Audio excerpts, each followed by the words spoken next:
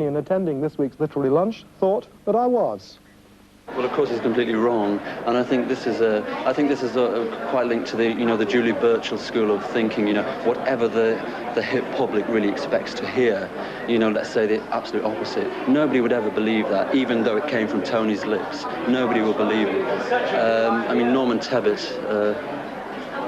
The cover alone of the book, for heaven's sake. It's not really a face that anybody could trust.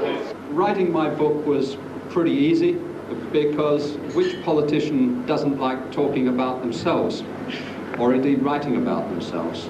And of course, as you know, it's going to be a fabulous success. It is a fabulous success. Why? We're into the 2nd edition already.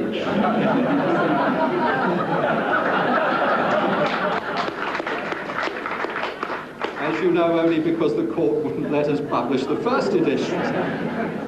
No, I haven't read the book. As far as Norman Tebbitt is concerned, I'd be very interested to see what his views and his policies were like if he had spent a month on a Hume council estate in a flat, living on the dole perhaps. I'm sure after that month his views would be completely different. In what way?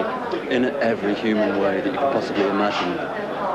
So you're not a Norman Tebbitt fan? Well, is anybody really? Well, I suppose he has his fans, yes, he does have his fans, but I find him a very, very... well, John Mortimer, I think, used the best expression, I think, about the whole Thatcher government recently. He said simply that they were the most unfriendly government that England had ever suffered, and I think that's very, very true. And I think Norman Tebbitt typifies this absolutely perfectly. Stephen Morrissey and Norman Tebbitt, I love them both, even though it is rather